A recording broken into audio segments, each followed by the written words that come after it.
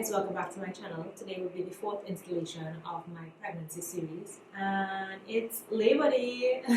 So if you want to see my experience during actually giving birth, then definitely keep watching. Okay, so before I actually get into my labor itself, I want to speak about something that, I don't know, it's just something that is kind of important to the whole story, right? Because of course everything has to be real dramatic with me because nothing in life will go smoothly, right?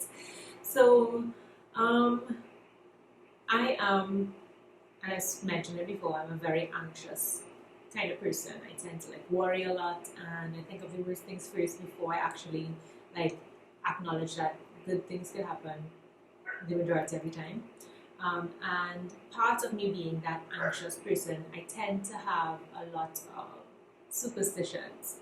I have a lot of things that I have to do in my head in order for it to pan out and be okay. I don't know, it's just something that I have always had and it hasn't gone away as I got older. So I kind of am a very superstitious person. And I have my own quirks with superstitions. It's not necessarily the same superstitions as the general public. It's just my own little quirks that things have to be done a certain way in order for it to pan out, right? Like I want it. Leading up to during pregnancy and stuff, my obstetrician had told me he had a birth an entire pregnancy plan, and he went through the different weeks of pregnancy and what to expect. And he told me that I should pack my bag around week 28 of gestation. Now, that in Trinidad is the viable age of pregnancy. That means that if you give birth to a baby at 28 weeks, then the doctors must intervene to try to save your baby's life because that is extremely premature. Before that, it's kind of up to the doctor to decide whether they want to intervene or not. And genuinely, they don't have to intervene because technically that would be considered a miscarriage. So he told me once you cross 28 weeks, you need to pack your bag. And everybody else around me, my work colleagues and my consultants and stuff, was you need to pack your bag. And it's just to be prepared so that if you were to go into labor suddenly, you don't have to then pack a bag or look for things or get things organized in order for you to leave and then go to the hospital. You just get a bag, you have it you pack your bag, you have it by the door or somewhere easy to pick up, and then you just go.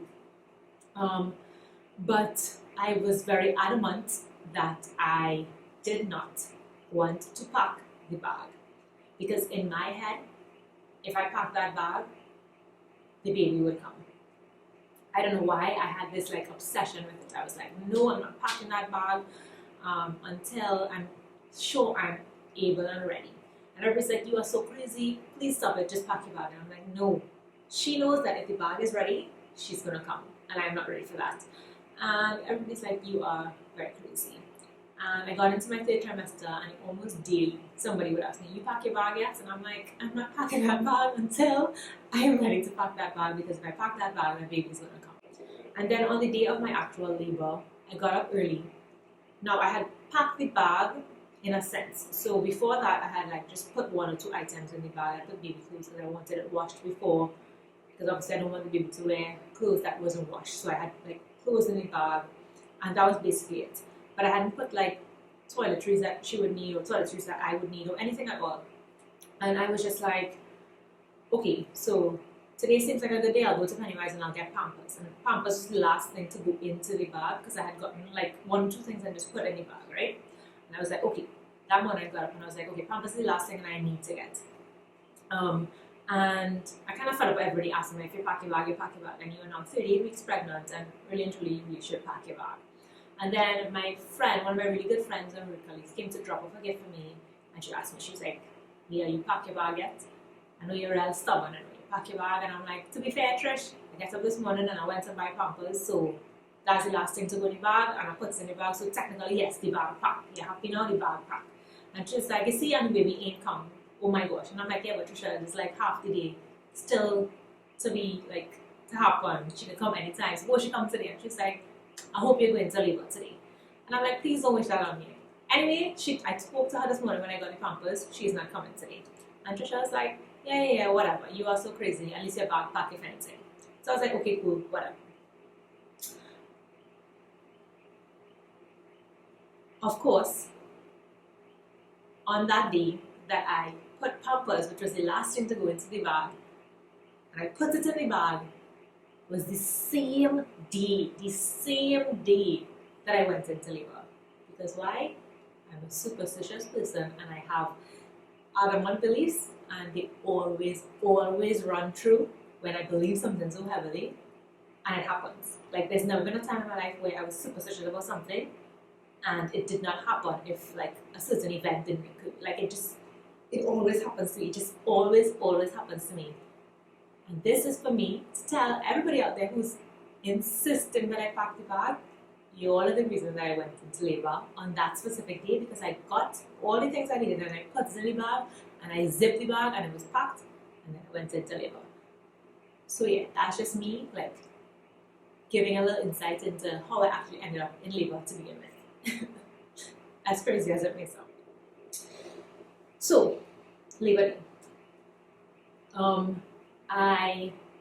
So that day, what happened was, so I got up like normal, like I got up like every other day, tired as hell because I was sitting down and sleeping, and I was supposed to have somebody come over to install, not install, but to like put up a desk for me.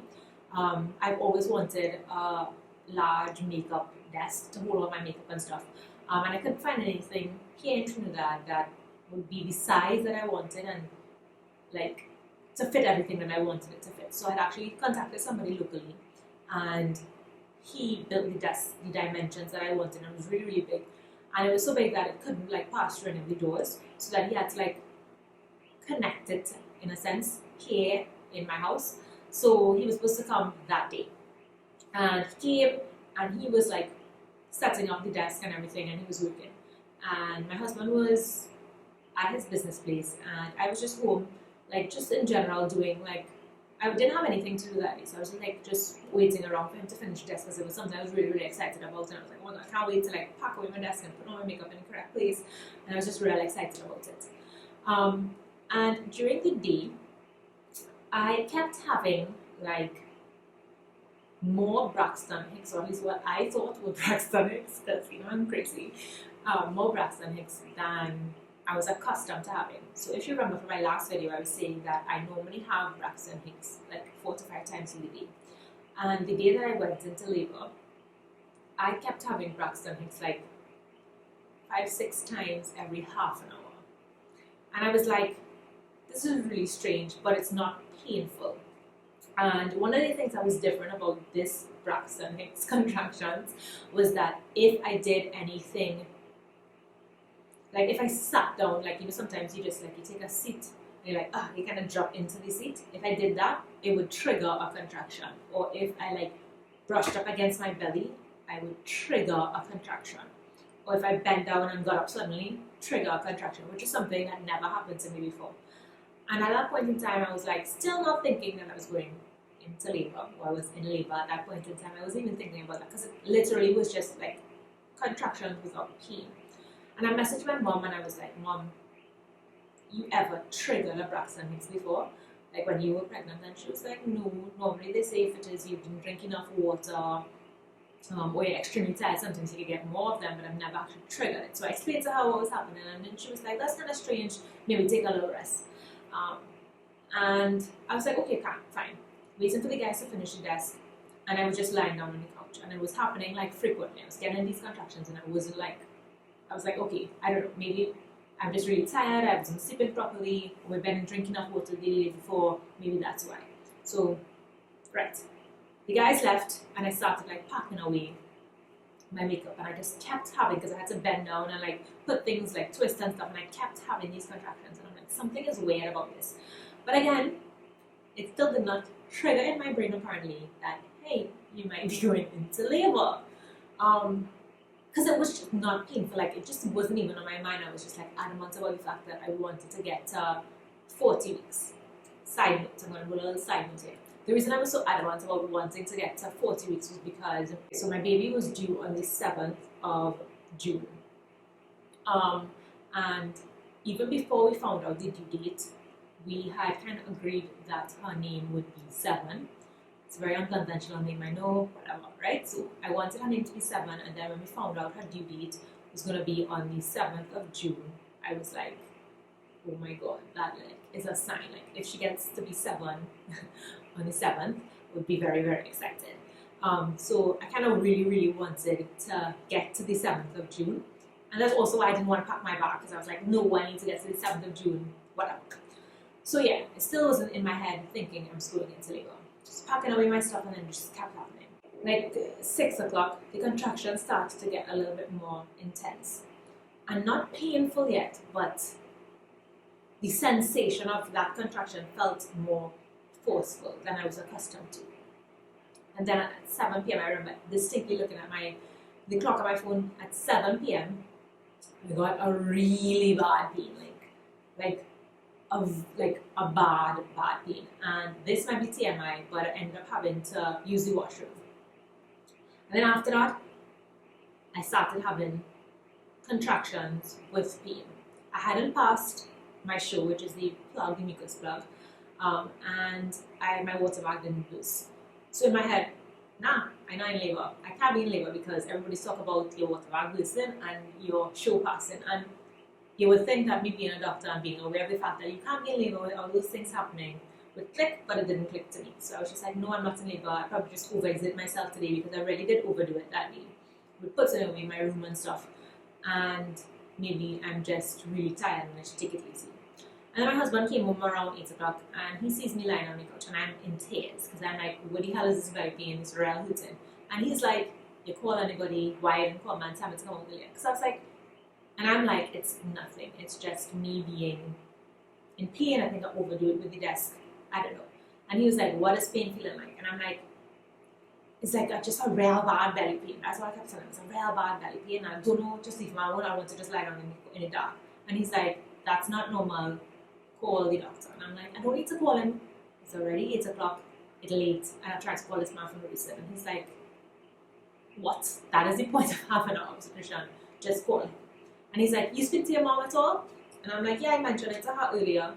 And she thought maybe I'd overexerted myself the same way I think. So she thought that. And he's like, you told her you get in this kind of pain that you lying down in the dark crying. And I'm like, well, no, but it's whatever. And he's like, I'm calling your mom. I'm like, please don't call her because my mom will want to drive up the road. And we live in Central and she's living in South. She's going to want to drive up the road now. And not for that. And he's like, I don't think you want to know. And he calls her. She speaks to me and she's like, hey, what's the pain feeling like? And I'm like, honestly, I really don't know how to describe this pain. It's just real bad, right? It's a real bad friggin' belly pain. I just wanted her to leave me alone and I want to just lie on the seat. And she's like, I'm not taking you on, I'm coming up the road. And I'm like, please don't, it's dark, it's late. It don't make no sense for you all to come up the road now. Just, everybody relax, I'm not in labor. And she's like, you don't even know what labor does feel like, I come in. So she comes up the road and then while she's on her way up, I call the obstetrician and I tell him, I describe exactly what it is I'm feeling. And I told him, but my water bag didn't lose and I didn't pass the bloody show. I can't be in labor. And he's like, yeah, Doc, it sounds like you might be in a little bit of labor tonight. We might have a baby. And I'm like, what? I'm not ready to have a baby. Literally, at that moment, my brain was like, oh shit, I'm about to have a baby. Like, hold up. I'm not ready at all. I'm not, what? A baby? No, tonight I didn't plan this. I wasn't ready. I didn't talk to myself about this. I didn't prepare for this. No, we are not having a baby tonight.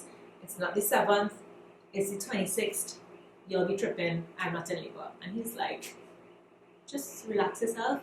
If your contractions get worse, the water bag bursts, anything change, call me back.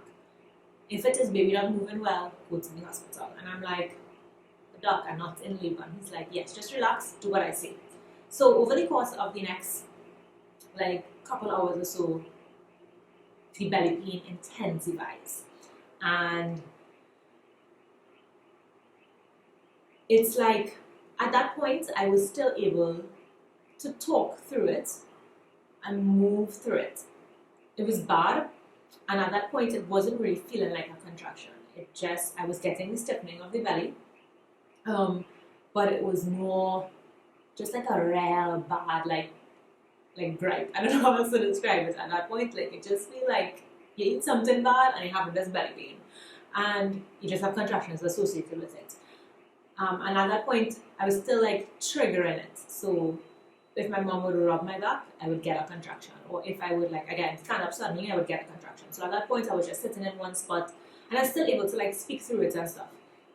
And I was like, okay, if the contractions are like this, then it's not that bad. Yeah, the pain is painful, but it's not like the worst pain I ever felt in my life. I could bear this. And then at one point,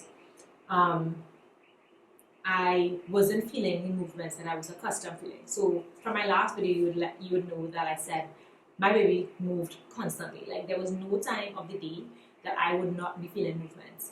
And that was around 11 o'clock or so. And I started to get really anxious, and I'm already an anxious person. I tend to worry. And because I wasn't like convinced I was in labor, I was like, okay, what if something is wrong with her? She's not moving. I haven't felt her moving like half an hour. That's not really normal for her. My mom was like, you are overreacting. She's probably just gearing up to come. And I'm like, can we just go and check, please? So we leave home and we go to Medical Associates in St. Joseph. And the nurse there was like, what's the problem? Doc called and told me you might be in labor tonight. What it is, like, what's your concern and how come you came in? And I was like, well, I didn't pass the show. My water bag's not broken. I am having contractions that are coming like every like 10 to 12 minutes.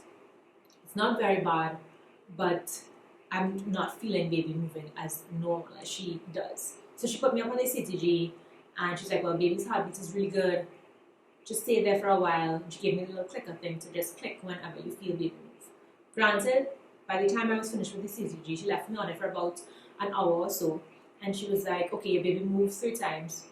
I know it's not normal for you, but baby is moving and her heartbeat is fine. So she was like, I want to do a vaginal exam just to see how far along, like if you're dilating, etc. And she had like, so side notes again, vaginal examinations are horrific things. Like me being on that side of it now, I would like, what? Those things are so uncomfortable, and during labor they can be actually very, very painful. I've done my fair share of vaginal exams during my obstetric rotation in internship, and like you always hear women complain, but in your head you can't understand why 2 fingers would feel that painful, because baby you're about to have a whole human head come out of it. So like 2 fingers shouldn't be that painful.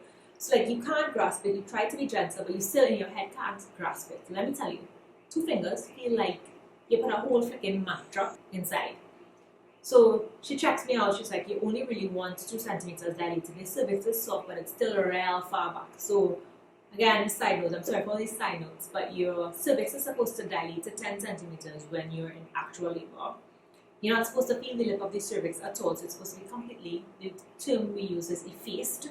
And it's supposed to be anterior, meaning towards the front. So mine was soft. It was only dilated about 2 centimeters, and it was completely posterior or backward, so it wasn't ready. And then she's like, I'm going to give you a little bit of a soup. And I'm like, I really don't want us to, please don't do it. And she was like, no, this will bring your labor along, because you're in for a long night if you're not progressing. So she sweeps me, which is hella freaking painful, like, what? And she removes the plug. And I'm like, oh, why did she do that? And she left me on the CTG for a little bit longer. And at that point was when I noticed the complete difference in my contractions. My contractions went from probably a 5 to 6 out of 10 to, no lie, a 25 out of 10. It was the most painful thing I have ever experienced, the most painful thing I could ever conceptualize to experience, and I think it's the most painful thing I will ever experience in life, is contractions. Women who do this more than once, y'all are champions, honest to God. So, driving down the road back to home from the hospital, my contractions were unbearable. And I had to like tell my husband to drive really slowly because literally everything triggered a contraction. So I'd bump in the road and I would get a contraction. And I remember getting one so intense that I literally, like, my whole body was like shaking from the pain of it. And with contractions, the pain feels like if, to me, it felt like what they describe tetany to feel like. So in med school, you learn about tetany, and that is where a group of muscles or all your muscles contract at one point in time. It can be very, very painful. To me, that's what it felt like. And it wasn't isolated to my abdominal region or my back. I literally felt that everywhere. I felt the tips of my fingers felt raw. My back felt raw. My shoulders felt raw. My head was pounding. And I was like, what the F is this? I am not sure I can go through this. And doc called and said, well, he spoke with the nurse and I'm only 1 to 2 centimeters. He's like, so you might not even be ready yet. I suggest you go home, take a rest, sleep it off, and come back when, you know, any of the signs of labor or you're worried about anything. And I'm like, sleep? Anyway, so I get home and I go into my bedroom and I like close the door and lie down in the dark, and I'm like, okay, hopefully I can sleep because I will need my energy for actual birth, right? And I kid you not, I kid you freaking not, I could not even like think about sleeping. And at that point I was getting contractions every 8 to 10 minutes, sometimes a little bit sooner because I had the contraction app. And it would last for about 50 seconds, and for those 50 seconds,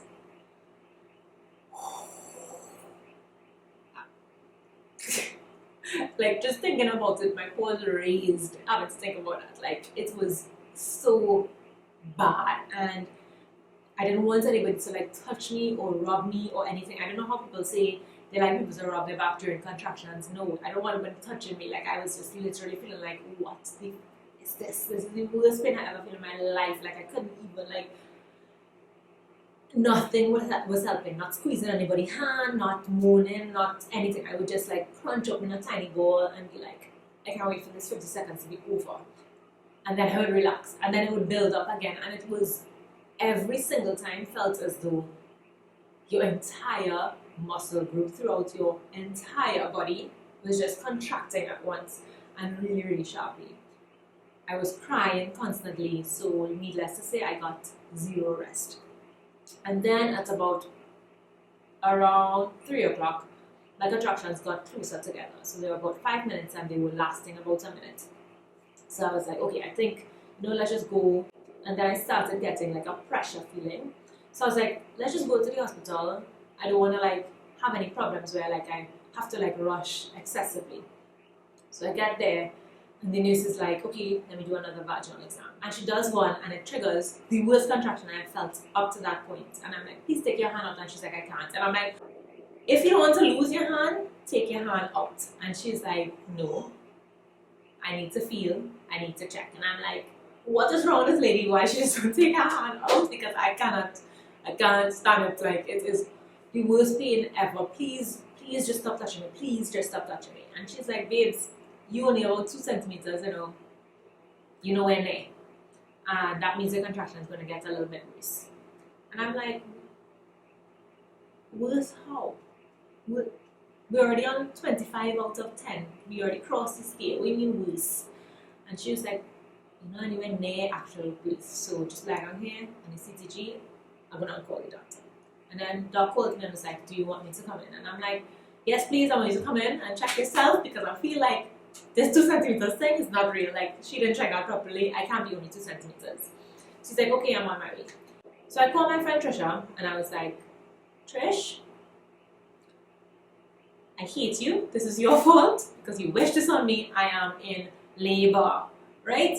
So Trisha is a qualified pediatrician. So I'm like, please can you come out? I wanted her to be the pediatrician present at the birth. If anything was to go wrong, God forbid, I wanted like a really good pediatrician and somebody I could trust there. So she laughs and then she's like, okay, on my way. She gets there and she's like, how are you feeling? And I'm like, girl, what the hell is this? Why nobody tell me this shit does hurt like this? What is wrong with you? And she's like, you wouldn't consider getting an epidural. Now, from long before, like during my pregnancy, like different advice, I don't know, just me being again the worrisome person that I am, I did not want to get an epidural. I was very adamant against it because working in pediatrics, I just have seen a lot, especially when I work in the NICU side of pediatrics. And for me, many women who end up with epidurals end up with, on their chart, the nurses write poor maternal effort, or the baby comes out kind of like blah because the mom didn't push when like the best she could have because she wasn't feeling the pain. And then women get very, very big cuts because they had to have a forceps delivery because of the epidural and the poor maternal effort. And I was like, I want none of that. Want no part of it. I don't want to jeopardize my baby, so I don't want to get an epidural. And then she's like, okay, now that you're in this pain, do you think you'd consider the epidural? I'm like, no, I don't want the epidural. You're going strong. I just can't bear this pain. And then the doctor gets there and he checks and he's like, yeah, baby, you're only 2 centimeters. And I'm like, doc, no. And then he was like, and realistically, the way your cervix feels and how far back it is, I think this could be another 8 to 12 hours. When he told me that, I literally like started bawling. I'm like, I can't bear this. You're not serious. I cannot go through another 8, far less, 12 hours more of this pain. This pain is I can't. And mind you, this is me talking through, like pausing to have the contraction happen and then pausing to have the contraction happen. And I'm like, I can't bear. So then he's like, okay, let's talk options here. Now, during my entire pregnancy and every visit I would go to him, he'd be like, we have a birth plan. And I'm like, doc, anything but a C-section. And he's like, okay. And the next visit, doc, anything but a C-section. He's like, okay. So then at this point in time now, he's like, okay, let's talk options. He was like, option 1, you wait the 8 to 12 hours. And I'm like, what? That's madness. I can't do that. Option 2, I rupture your bag and we see if that progresses your labor. Now, artificially rupturing your bag is going to cause your pain to intensify, and it still might be another 4 hours before you actually deliver. So in my head, I'm like, intensify the pain and then 4 hours, and I'm not sure I could actually stand that. He's like, option 3, I sedate you, give you some Petadine, so that it numbs the pain, you get a little rest, and whenever labor happens, it happens. So I'm like, okay, that could be an option. But again, my medical mind was like, I don't really want to give Petadine because sometimes babies do come out a little with analgesia. Because I just consider it. Option 4, which I know you're not going to want, but it's still an option, is C-section. So I was like, okay. Turn to my husband and I'm like, what do you think? And he's like, well, I'm not the one in labor. You need to make that decision and think about what you could live with or what you could live with now. And at that point in time, with the pain being as unbearable as it was, like guys, I'm not even kidding, like that pain was something out of this world. I do not know if maybe my pain threshold was just really, really bad, but at that point in time, I could not stomach pain and pain. Like I genuinely could not stomach it. And I just gave up. I was like, here, what doc, I think I want a C-section. He's like, no, we're not rushing this decision. I think you're making this decision out of pain. Just go. I'm going to sit outside for a couple minutes. You talk it over, make up your mind with what you want. So I asked my friend Trisha. She had C-sections before. And I was like, what do you think? And she's like, well, I can't make that decision for you. You know how we are as doctors. We can't make those decisions for patients. And I'm like, no, you're not listening. I want to know what you genuinely think. And she was like, I had sections. I never regretted it. I've never heard of a woman who had a section, like choosing to have a section and regretted it.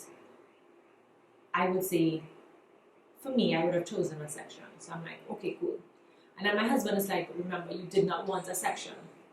And I'm like, yeah, I know I didn't want a section, but I can't bear this pain. And he was like, remember, you told me to tell you, even if you're in really bad pain, you don't want a section. And I'm like, yeah, but I didn't think the pain would have been this bad. Like, I didn't think that I would be going out of my mind in pain, like crying in pain, like wishing anything to happen to end the pain. And he was like, okay, it's your decision, but just remember, you don't want a section.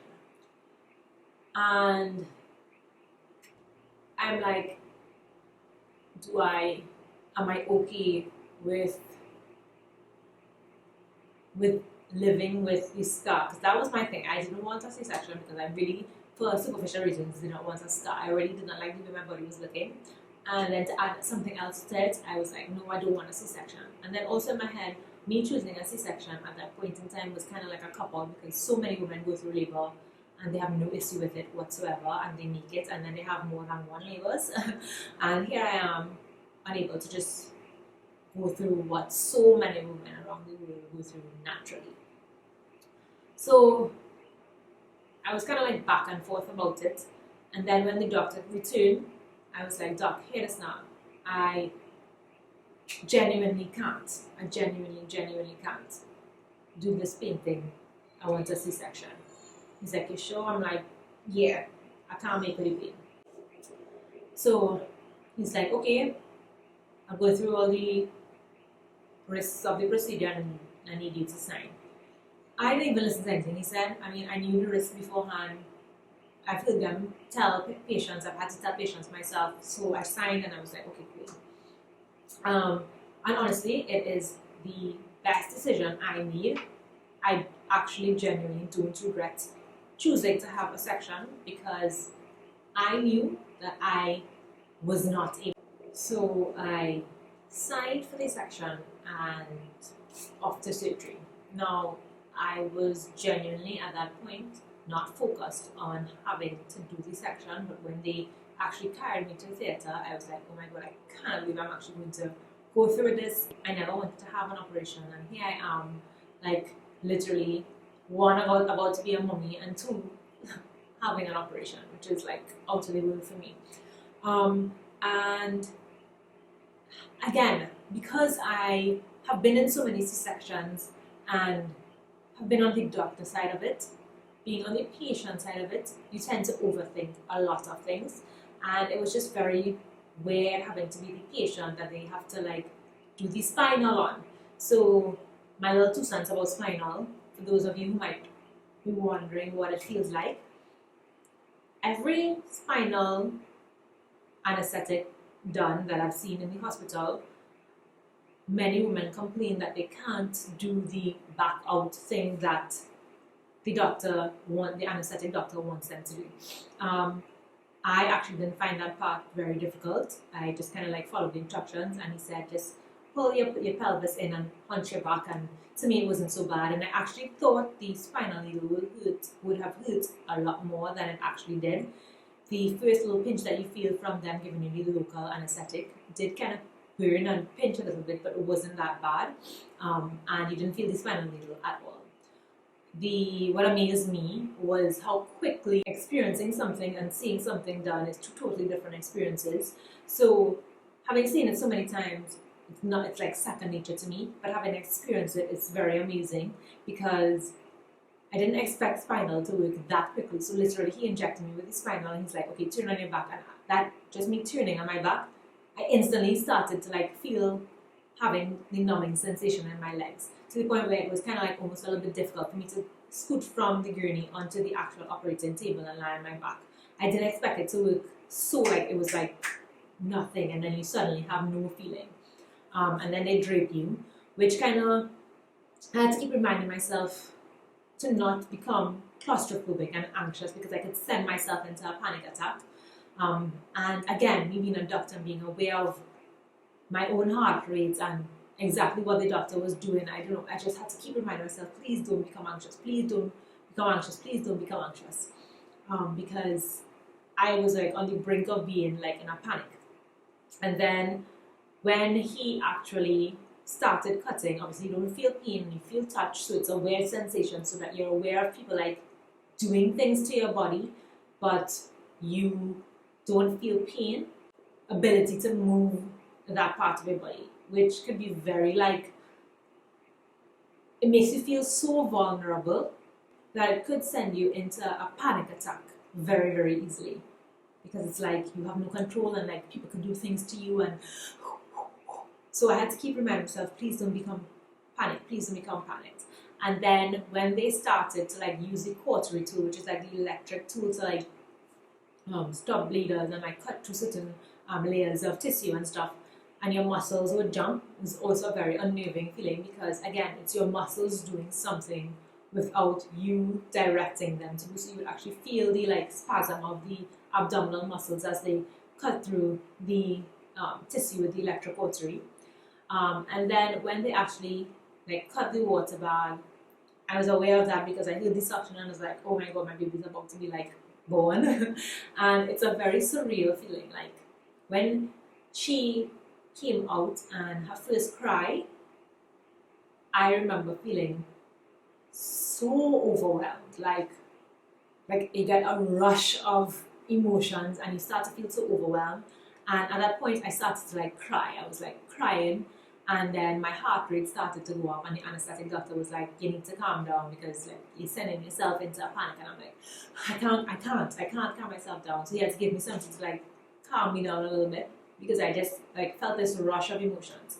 My husband was present for the C-section, and he got to cut the cord, and like I'm hearing him doing all those things. So my friend is directing him on how to cut the cord and telling him he can have a pick and all those things, and I'm just like stuck behind a shield, can't see her, I don't know what she looks like. Everybody else has seen her before me, everybody else has like had this concept of this baby before me, and I'm just here stuck behind the shield. So I'm like, again, sending myself into this panic that I'm trying to control. It was very like unnerving, overwhelming, emotional, surreal, crazy.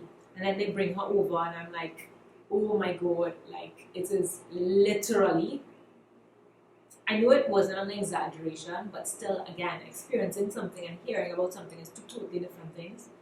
Seeing her for the first time is literally love at first sight. Like, it does not compare to the love of a spouse, the love of a sibling, the love of a parent, the love of a friend, nothing. It literally is love at first sight. Like, your every instinct is to protect, to want to be around, to just, I don't know, it was literally love at first sight. And then they had to take her from me and carry her to the nursery, because obviously they have to finish with the C-section and close me back up and stuff.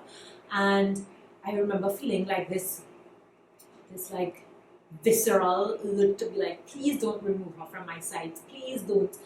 And they had to like reassure me that, you know, your mom is with her. And I'm just like, no, but I am not with her. Like, please, like, I am not with her. And then at that point in time, I don't know if it was just me being very anxious or me just sending myself into a panic, I started to not feel sensation on my chest. Now, spinal surgery or spinal anesthetic is supposed to work by a certain level. So you get the anesthetic delivered to your spinal fluid and it numbs up to a certain section. It's not supposed to numb above a certain section so that the patient can continue to breathe without them having to be intubated. If it starts to go above, sometimes the lung muscles can be affected and the patient can stop breathing, and then you need to intubate because obviously they're not going to get enough oxygen. And I remember at a point in time, started to feel as though I was losing that sensation above where I knew you were not supposed to lose sensation. And I was like, I cannot feel my chest. And I asked my husband, please, can you just pinch me in my chest to see? And he pinched me and I didn't get the pain sensation. And I was like, oh my God, doc, my anesthetic is rising. And he's like, Leah, calm down. The anesthetic is not rising. Your oxygen levels are fine. And I'm like, doc, my anesthetic, I can't breathe. And I started like panicking. I'm like, I can't breathe. And he's like, telling my husband he needs to calm her down because she's like sending herself into a panic. And I'm like, Doc, I can't breathe, I need, and he's just like, calm down. And he's like, okay, let me just call for the anesthetic doctor who had stepped out at that point in time. And I'm like, please let him hurry up. And apparently he took a little while to come back in because I was just like in near hysterics at that point. And he came in and he's like, okay, I'm going to give you some oxygen. I'm going to put a little bit of head up. When they put the bed head up, it's because they don't want the anesthetic to travel up the spine and kind of make sure that it stays lower down. And then I was able to calm down and, you know, finish and stuff. And then Doc started to speak with me and stuff. And he was like, I know you didn't want a C-section, but I don't think labor would have been, like going through natural labor would have been the best thing for you, because I think at that point you were totally exhausted, and I really don't think you would have like done a good job. So I think it was a good decision. And he's like, don't worry, Doc, I tried my best to give you a very, very low scar so that you can't see the scar and you should be happy. Right, so now they transfer you back to the room, and the anesthetic doctor is like, don't worry, the anesthetic is supposed to last for at least 4 or 5 hours and you should be pain-free, so try to take some rest now. And then once the pain medication wears off, you can get some iron pain medication. So I'm like, okay, cool. Literally, I get back to my room, and 15 minutes after, I'm like, Mom, I'm feeling pain. And she's like, you sure that's not in your head? And I'm like, Mommy, I'm feeling pain. And she's like, they said 4 to 5 hours. And I'm like, yeah, but I can wiggle my toes, which is an indication that the anesthetic itself is like worn off, the fact that I can move my legs. So I'm like, please go get the nurse to give me something. Of course, the nurse doesn't believe me because she's like accustomed to anesthetic like lasting for 4 to 5 hours afterwards. And that's something that, again, being a patient and not being on the other side can be very annoying, because I'm telling you what my body is going through and you are telling me, no, it's impossible for you to be feeling that. And I was a little bit annoyed by that, but eventually she did give in because she realized that I really was in pain and I could move my legs and stuff. And she ended up giving me some pethidine. Now, the pethidine did absolutely nothing but made me very, very groggy. So I felt as though I had drunk alcohol, but no pain relief. So I was now kind of like immobilized and drugged out, but in severe pain, because they literally just like cut me open and now I am in pain and pethidine is not working. And the reason I mention that is because I'm so glad that I didn't choose the option of him sedating me and then just letting labor happen on its own, because the drug that I use for sedation to numb the pain is pethidine, and literally now experiencing it afterwards, where I get the sedation part of it, but I didn't get any of the analgesia or any of the pain relief. I'm so glad, because I would not have wanted to be drugged out and like I can't move myself, but in the same amount of pain. That would have been literal torment. The surgery actually happened at 5 a.m. And doc was like, okay, so by 5, 6 this evening, you should be able to walk. And that's the thing, they want you to get up and walk very quickly after having a surgery, because the quicker you do that, then the less complications that you can have from surgery. And some of the complications could be blood clots. And those are the things that you want to try to avoid when it is you do have a patient who's just gone through surgery. So he wants me to get up. And then the criteria to go home would be to pass gas or flatus, to be walking, and to be in control of your own pain management, which means that I would be taking oral medication, and oral medication should work for the pain. If not, I would need to stay another night. So the nurse I had was one of those old school nurses, and she's like, at 12 o'clock, she comes in and she's like, okay, get up, be ready to walk. And I'm like, what? Literally just had surgery. What do you mean, get up and walk? And she's like, yep, you need to get up and walk. And I'm like, who is walking 4 hours after? So you literally I just got cut in half. What? And she's like, I want to hear you get up. That pain was really bad. I would say that pain is probably a 9 out of 10. But I would tell you, at least in my experience, I prefer that pain by 1,000,000 times over than contraction pain, for sure. For one, that pain is localized to one area. So like the area where you have the scan where you were cut, that's the area you get any pain. The abdominal muscles, that's the area you get any pain. Contractions is your whole body in pain and you have zero control.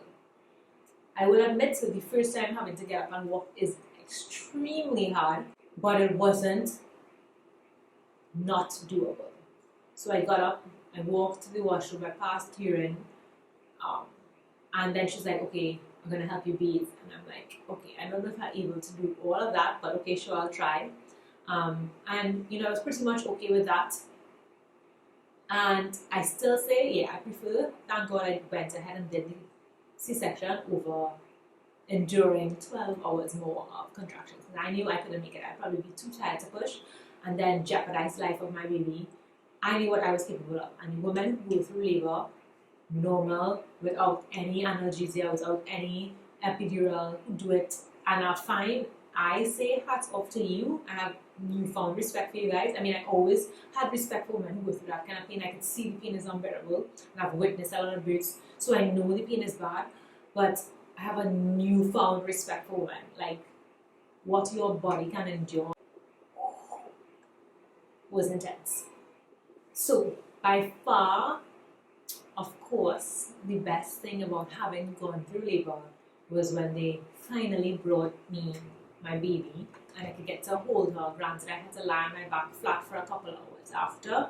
That was before I got up and moved. Was me having her, like, for the couple hours where I had to lie flat on my back and she couldn't visit, or she wasn't visiting as yet. That was when I was like drugged out. It was a very weird feeling because I went from having this big belly and feeling this person moving around inside of me to having a flat tummy without a baby and having never really had interaction with her in the real world. So like I was feeling very, very disconnected because what I was feeling wasn't matching reality because I hadn't like felt her and hugged her and smelled her and touched her and seen her really. And my belly was flat and I was like, I knew I was pregnant, I had a baby, where's my baby? So when they actually brought her in, I was like overwhelmed once again with emotion because I was like, okay, good, this is where my little person is. And like I said, there's no feeling in the world to describe seeing and holding and hugging your baby for the first time. They are literal magic, like literally magic. And I'm sure it has to do with the neurochemical hormones and stuff, but it is that way for a reason because literally you are like overwhelmed. They instantly become your favorite person, instantly become the best thing in your life, instantly it's like the love of your life. Who is your husband? Husband who? What? Like literally your child becomes everything to you. And I can understand now why mothers are so like protective and obsessive, and I can understand why my mom is the way she is and why she calls me so like often and why she is like always on us to like make sure we're safe and all those things. Is because that connection, that feeling that you have is like no other. And I now understand what it is like, and it's very, extremely, totally surreal. Okay guys, so I hope you enjoyed my labor story. Well, I don't know if enjoyed is the word, but yeah, you know what I mean. Of course, if you have any questions about like specific aspects of C-sections and you want to find out something more, then don't be shy to message me. I'm definitely okay with like sharing and being open. I have no qualms about giving you any parts of my experience. So yeah, message and like comment or share your experiences. I'd love to hear what some other women, like what your thoughts are having gone through labor or C-section, etc. I love to have like engaging conversations about those things. So don't forget to like drop me a comment or a DM or whatever. I like interacting. I hope you guys enjoyed. Don't forget to like the video, share it, and subscribe to my channel. And until next time, guys.